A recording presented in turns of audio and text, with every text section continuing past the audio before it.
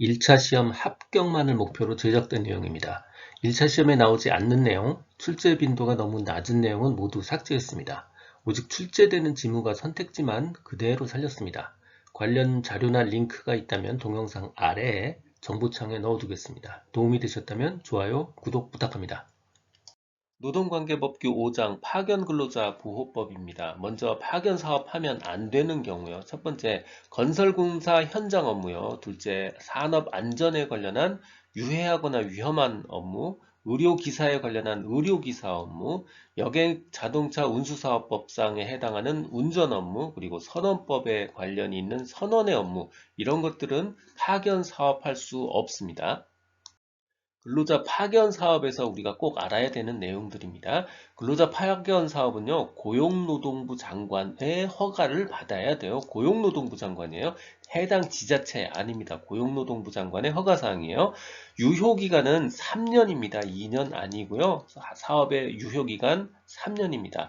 파견 사업주는 고용하지 않는 자를 근로 파견 대상으로 하려고 할 때는요, 그 해당 근로자의 동의를 받아야 돼요.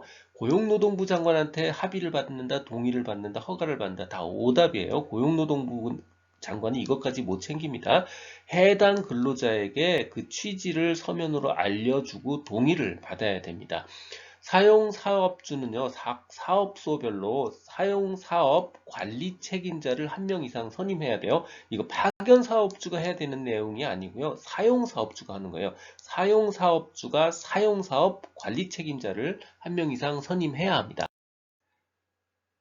다음에 몇 경우에 사용사업주가 파견 근로자를 직접 고용해야 되는 그런 경우가 있습니다. 거꾸로부터 올라갈게요. 자, 첫 번째는요, 허가받지 않고 근로자 파견 사업하는 사람한테 그런 자로부터 근로자 파견의 역무를 제공받은 경우에 이럴 때 해당 파견 근로자 직접 고용해야 됩니다.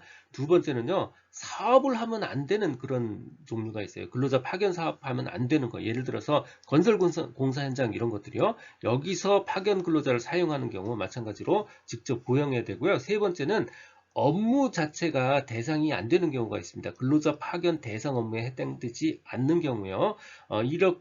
예를 들어서 제조업에서 직접 생산 공정 업무 이런 경우에 해당됩니다. 이때도 마찬가지로 직접 고용해야 돼요. 하지만 대상 업무에 해당하지 않는 경우에 출산, 질병, 부상 등으로 결혼이 생겼을 때 혹은 일시적이나 간헐적으로 인력을 확보해야 될 그럴 필요가 있을 경우에는 근로자 파견 사업을 할 수도 있습니다.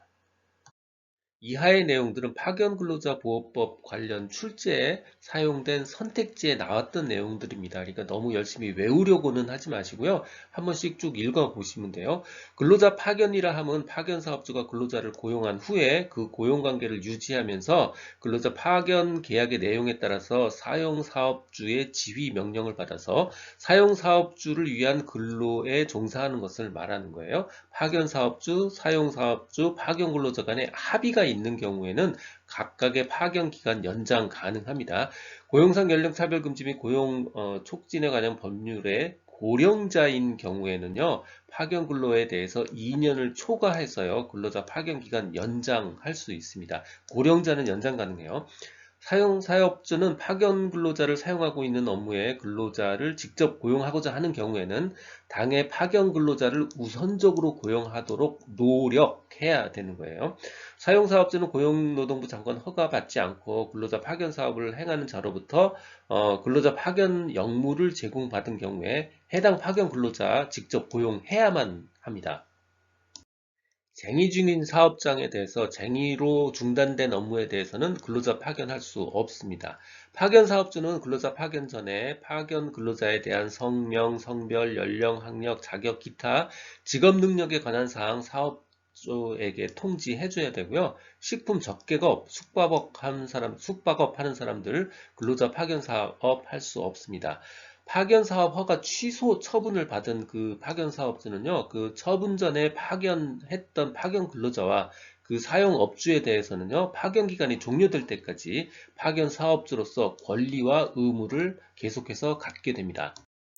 파견 사업자는 근로자를 파견 근로자로서 고용할 때는 그 근로자에게 그 취지를 서면으로 알려줘야 돼요. 파견 사업자는 정당한 이유 없이 파견 근로자 또는 파견 근로자로서 고용되고자 하는 자와 그 고용 관계 종료 후에 사용 사업자한테 고용되는 거 금지하는 그런 근로계약은 체결할 수 없습니다.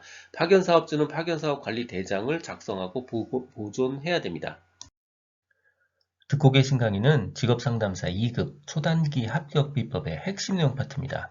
교재에는 2002년부터 지금까지 20여 년간의 모든 문제를 분석해서 중복된 문제나 제도 등이 변해서 출제될 수 없는 형태의 문제, 그리고 난이도 조정을 위해서 출제한 지역적 문제를 제거하고 2,800여 개의 문제를 모았습니다. 이 한 권만으로 완벽한 수험 준비가 될 수 있도록 했습니다. 군더더기 없는 핵심 이론 파트, 그리고 단원별 완벽한 기출문제집 파트로 구성했습니다. 교보문고 예스24 등 상용 전자책 형태, 인쇄 가능한 PDF 파일 형태, 종이책 형태, 그리고 스마트폰 앱 형태 등 필요에 따라 다양한 형태로 구입할 수 있습니다. 동영상 아래의 댓글에 구매 링크를 넣어드렸습니다.